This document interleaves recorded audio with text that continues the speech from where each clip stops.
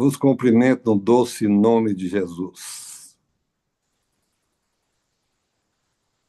Não é este o carpinteiro, filho de Maria, irmão de Tiago, José, Judas e Simão, e não vive aqui entre nós suas irmãs? Escandalizavam-se nele.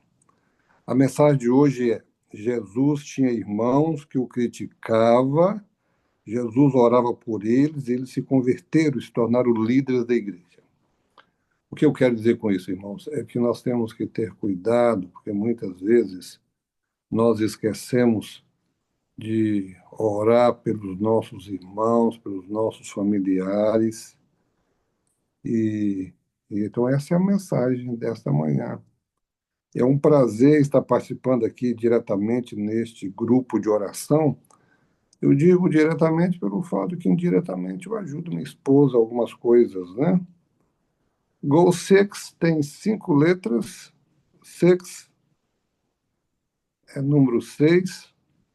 Sala 57 é um grupo de oração semelhante ao Goal Six, que ora todos os dias pelo batismo do Espírito Santo. E eles chamam de Sala 57 porque eles orientam, dizendo que o melhor horário para orar é entre 5 da manhã e 7 da manhã. Não significa que você não pode orar pelo batismo do Espírito Santo em outros momentos.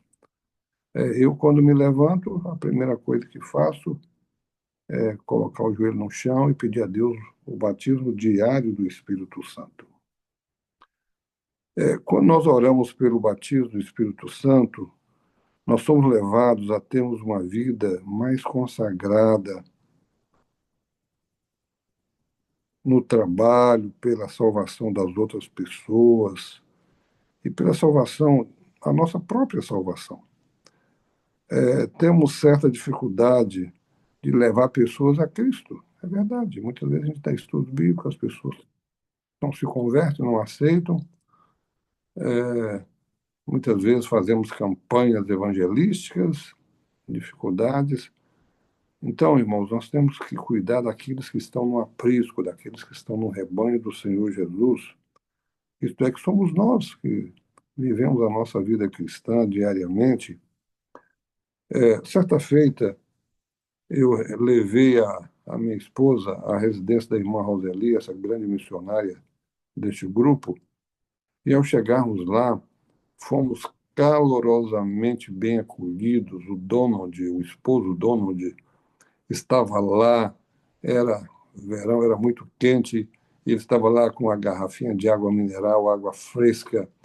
E eu falei, fiquei impressionado com aquilo, falei, que bonito o irmão Donald, né, fazendo essa atividade aqui. E aí você não esquece. Quem sabe as mulheres, porque como era um encontro de mulheres, eu não participei, eu apenas levei minha esposa. Quem sabe as mulheres podem ter esquecido a palestrante, mas aquele atendimento carinhoso, elas não esqueceram. No dia 11 de janeiro, segundo sábado deste ano, nós estávamos numa igreja lá na cidade de Bedford. Então, desculpa, eu não quero errar. Bedford. Uhum. Medford, desculpe, irmãos. Nós estávamos na cidade de Medford, na igreja de língua portuguesa de Medford, e ao chegarmos lá, fomos muito bem acolhidos na recepção, nos deram uma caneta. Posteriormente, a irmã, quando acabou a escola sabatina, começou o culto, o culto da segunda parte, uma irmã pregou sobre mordomia cristã, foi aquela maravilha, e depois o almoço, e ali a gente saindo daquela igreja com vontade de voltar outras vezes. O que eu quero dizer com isso? É no sentido de que a gente tem que cuidar de nós mesmos, cuidar do rebanho. Isso faz parte da nossa vida cristã. Eu convido a vocês a abrir a vossa Bíblia no livro de Marcos, capítulo 6, verso 3. Eu não tenho nenhuma dificuldade em fazer a leitura da Bíblia, mas Quando eu citar o verso, se alguém falar assim, eu quero fazer a leitura, eu deixar você ler, tudo bem? Combinado assim? Ó, então vamos lá. Eu disse que é o Evangelho de Marcos, Mateus, Marcos, capítulo 6, verso 3. Não é este o carpinteiro, filho de Maria, irmão de Tiago, José, Judas e Simão? E não vive aqui entre nós suas irmãs? Escandalizavam-se nele. Nós vamos ver daqui a pouco que os irmãos de Jesus o maltratava. Pois bem, o que eu quero dizer com isso? É que Jesus orava por eles e Jesus obteve vitória, tá bem? Eu acabei de ler 4 nomes dos irmãos de Jesus. E quantas irmãs? Nós não sabemos. A única coisa que sabemos é que está no plural. Se está no plural, era 2 ou mais. Você quer ver uma coisa? Mateus 13, 55 e 56 dá a impressão que eram muitas irmãs. Eu não quero forçar o texto, mas vamos lá em Mateus 13, 55, 56. Meu bem, seria bom você ter uma Bíblia, porque aí você pode. Vamos lá, Mateus 13, 55 e 56. Olha só o que diz Mateus 13, versos 55 e 56.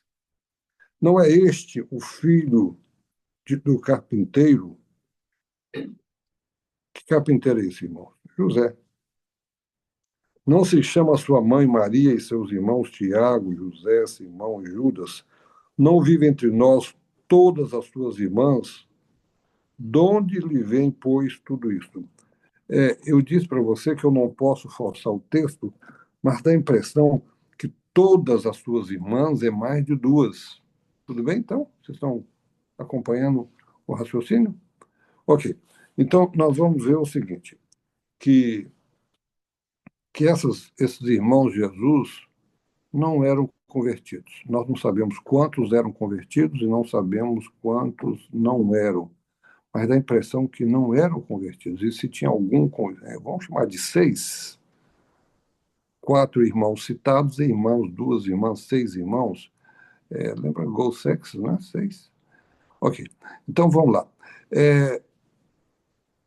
Dá a impressão que eles não eram convertidos. E agora esses irmãos o criticam. Tá bem? Minha opinião é que eram irmãos por parte de José, isto é, José, ao ficar viúvo, se casa com a jovenzinha, Maria deveria ter 15 anos. Não vamos discutir aqui a idade de Maria. A única coisa que sabemos é que naquele tempo a menininha começava a menstruar, já a mãe e o pai diziam, filha, você já reparou o filho daquele irmão da igreja como um bom rapaz, trabalhador? Filha, faz amizade com ele. Tá bem, mãe, tá bem, pai. Na inocência, a criança, a adolescente ia lá, fazia amizade, daqui a pouco o pessoal dizia, estão namorando. Não, não estamos namorando. E daqui a pouco já se começava a namorar e casava, tudo bem? Então vamos chamar Maria de 15 anos. Então, irmão, o que acontece?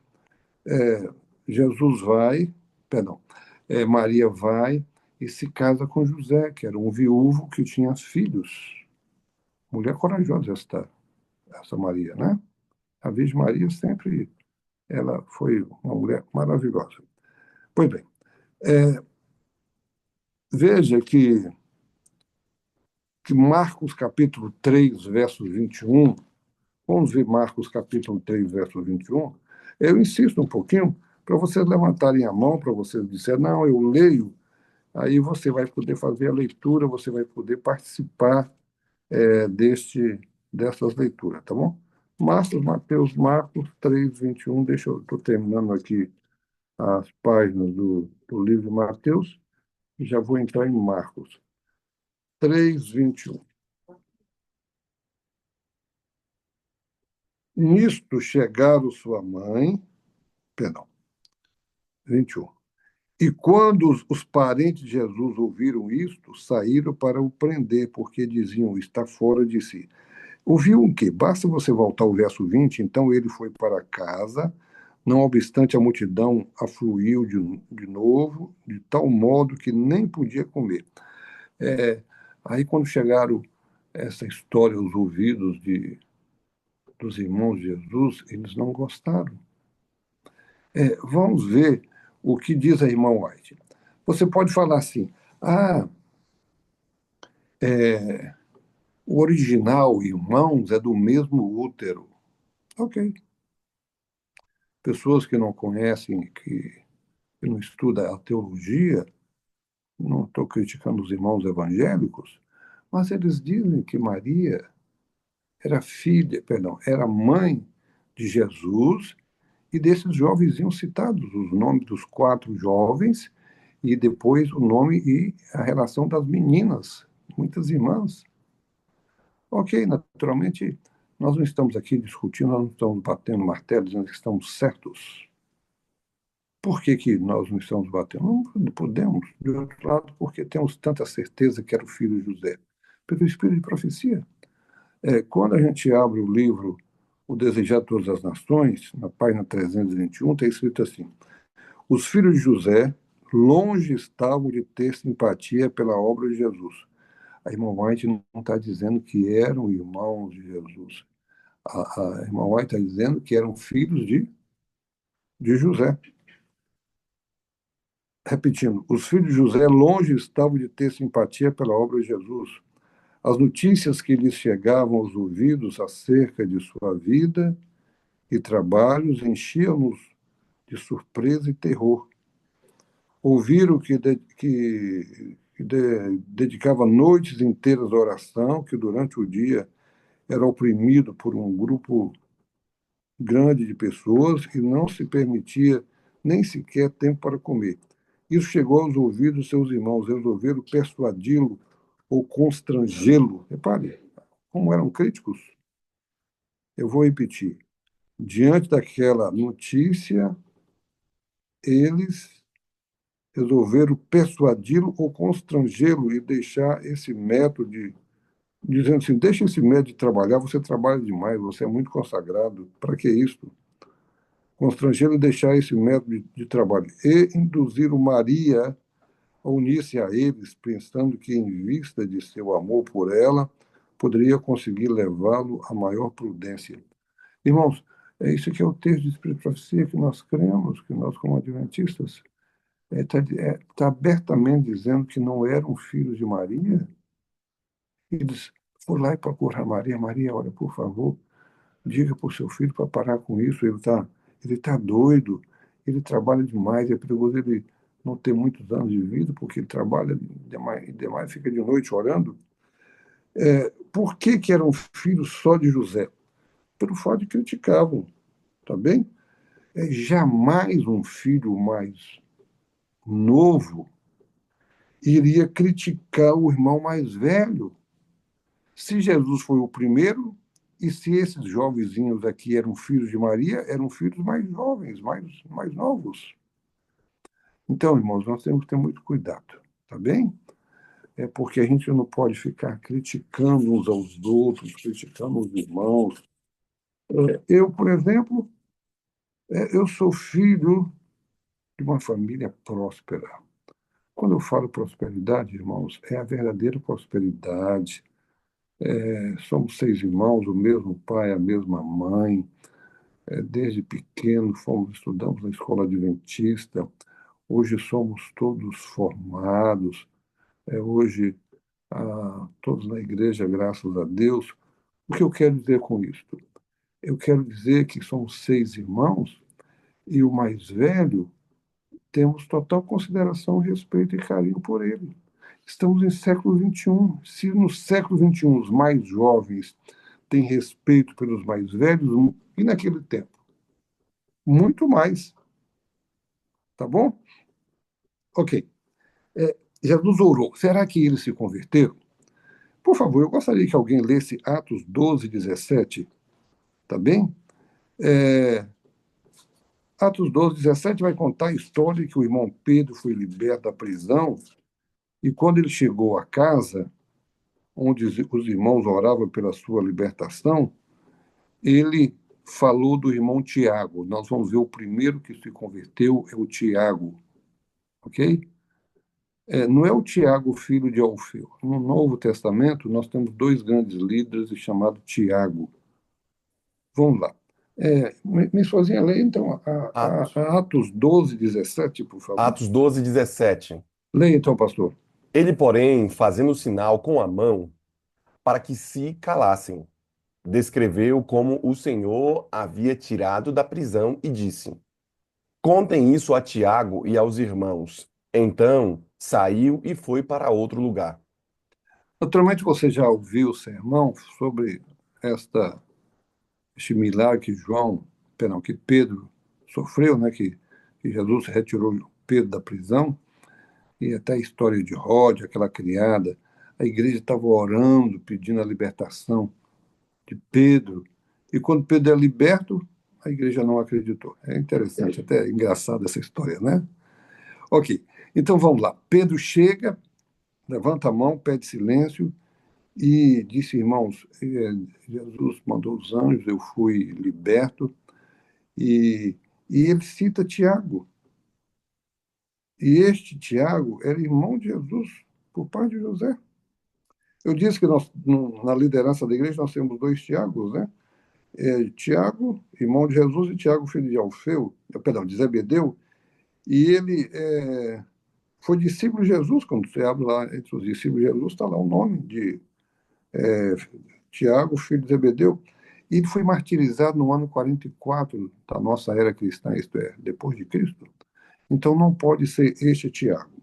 Vamos ver Gálatas, pastor, então você fica com os textos bíblicos por nós, pastor. Gálatas 1:19, vamos encontrar uma história muito bonita, aonde Jesus é chamado de irmão, perdão, Tiago é Gálatas chamado um, de irmão de Jesus. Pois não, pastor. Gálatas 1, 19. Gálatas 1:19. Não vi nenhum outro apóstolo a não ser Tiago, o irmão do Senhor. Ok, como é que é essa história? Paulo, aquele grande homem de Deus, Paulo, no verso anterior, fala que 3 anos depois ele volta a Jerusalém para se encontrar com Pedro, e aí ele fala que não viu outro apóstolo senão Tiago, o irmão de Jesus. Então esse Tiago era irmão de Jesus. E, pastor, por gentileza, Atos 15, 13. Atos, capítulo 15. Nós vamos ver que esse homem se tornou um grande líder na igreja. Esse homem se converteu, Jesus orou e os seus irmãos se converteram. Não sabemos quantos o criticavam, nem também sabemos quantos se converteram. Atos 15, Quando, 13. quando terminaram de falar, Tiago tomou a palavra e disse: Irmãos, ouçam-me. Pode ler um pouquinho mais, pastor? Simão, versículo 14. Simão nos expôs como Deus. No princípio, voltou-se para os gentios a fim de reunir dentre as nações um povo para o seu nome. Concordaram com isso as palavras dos profetas, conforme está escrito.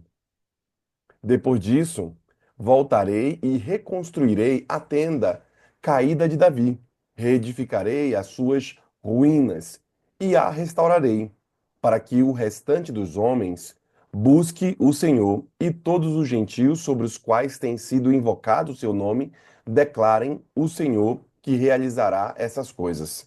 Ok, pastor. Irmãos, nós chamamos isso aí de primeira conferência geral da igreja cristã. Tinha problemas, os líderes se reuniram, definiram o que deveria ser feito. Aí o irmão Tiago era um dos líderes.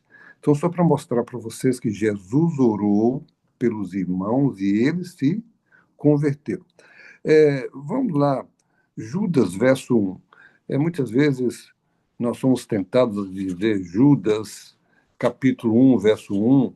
Judas está lá antes de Apocalipse, e se alguém falar para você assim, olha, se alguém, quando você ouvir um sermão, Judas capítulo 1, verso 1, não critique. Na realidade, a gente chama de Judas verso 1 porque Só tem um O capítulo. livro de Judas, a carta de Judas, só tem 25 versículos. Pois não, pastor? Judas, servo do Senhor Jesus Cristo e irmão de Tiago, aos que foram chamados, amados por Deus Pai e guardados por Jesus Cristo. Que a misericórdia, a paz e o amor sejam multiplicados a vocês. Amém. Então, você repara que na Bíblia nós temos aí muita descrição. Você abre, por exemplo, você vai ler o Evangelho de João, João começa a falar algumas coisas, ele nunca fala que ele que fez. Ele começa a fazer citações sem falar que foi ele que fez. Mesma coisa que é o caso de Judas. Judas, ele começa a dizer, eu, Judas, servo de Jesus Cristo, irmão de Tiago. Se era irmão de Tiago, Tiago era irmão de Jesus, então Judas era também irmão de Jesus. É, Naturalmente, irmãos, por favor, vamos entender que eram irmãos de criação ou irmãos só por parte de José. Tudo bem? Eu tô, quando eu escrevi aqui este sermonete, eu coloquei assim, milagre. Jesus orou pelos irmãos e eles se converteram. Não sabíamos quantos se converteram, não sabíamos quantos o criticavam, mas temos Tiago e Judas que se converteram. Devemos orar primeiramente por nós e depois pelos demais. Não somos egoístas, não estaremos egoístas orando primeiramente por nós, depois pelos demais, não. Vou mostrar para vocês que nós não somos egoístas. Todos os dias, quando me levanto, eu oro ao meu Pai do céu, pedindo o batismo do Espírito Santo. É fácil entender porque devemos orar primeiramente por nós. Imagine um avião. Os comissários de bordos ficam lá com as máscaras na mão, fica lá com os coletes, etc. Então, ele está dizendo que em caso de despressurização, você deve colocar aquela máscara. É interessante que você se coloca a máscara em você e tem uma criança do seu lado, você não vai causar nenhum problema se aquela criança desmaiar. Aquela criança desmaia, você coloca a máscara de oxigênio nela e ela volta a si sem nenhum problema. Agora vamos pensar o contrário.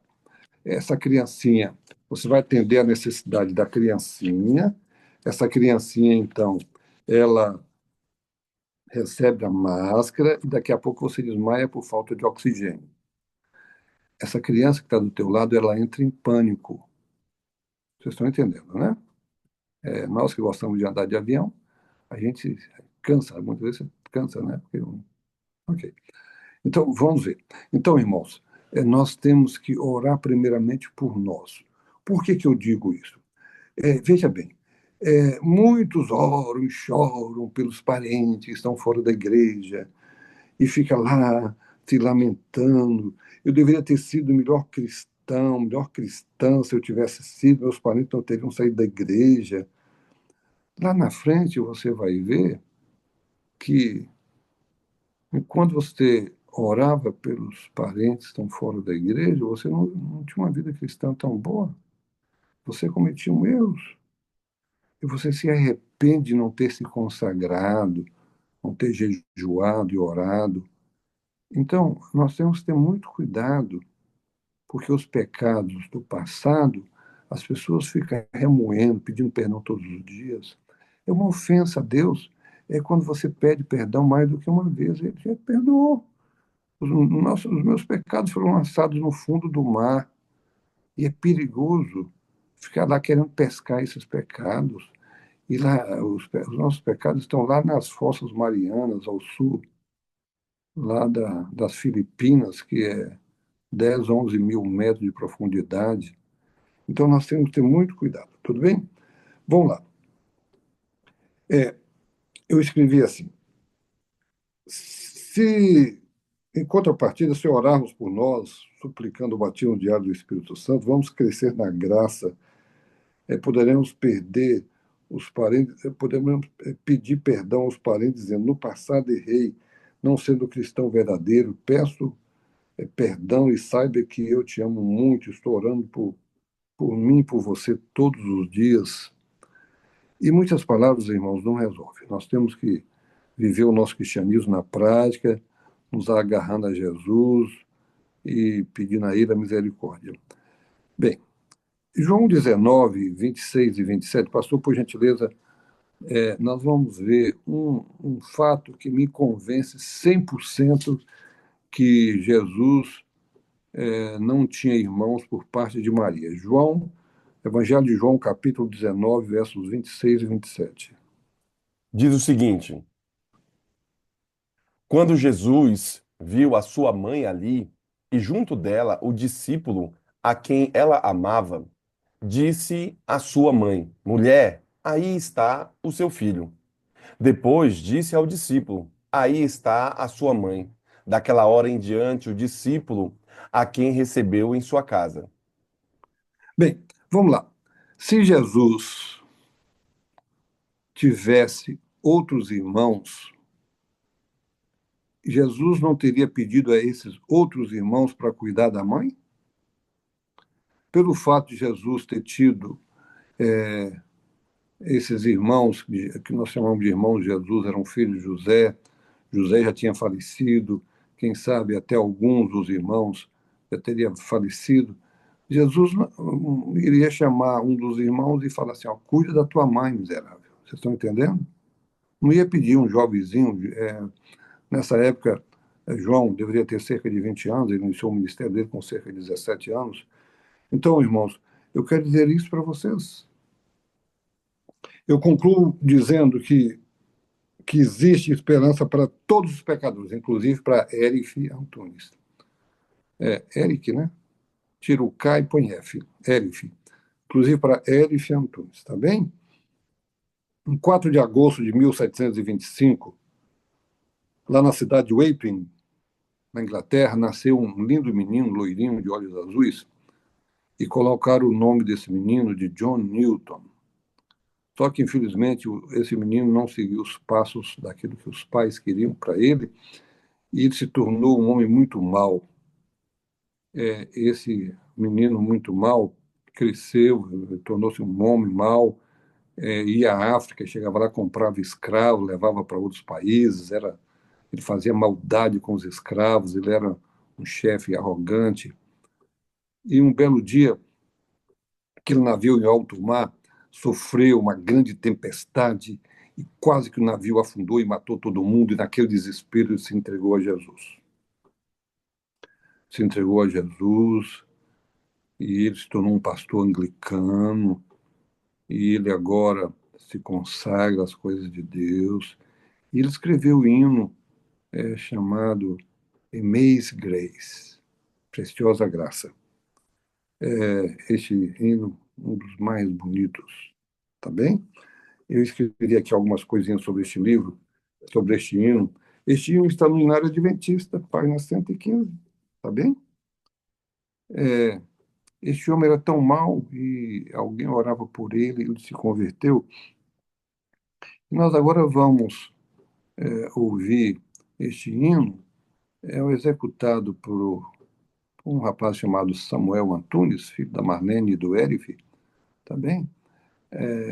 E vamos orar, vamos fechar os olhos e vamos pedir a Deus a consagração, que Deus tenha misericórdia de nós. Vamos orar primeiramente por nós, depois pelos outros, para nós vivermos a nossa vida cristã. E com isto, nós vamos levar o Evangelho com mais facilidade e muitas almas serão aceitas no reino, se entregarão a Jesus. Por favor, pastor, quando você puder, já pode jogar a imagem.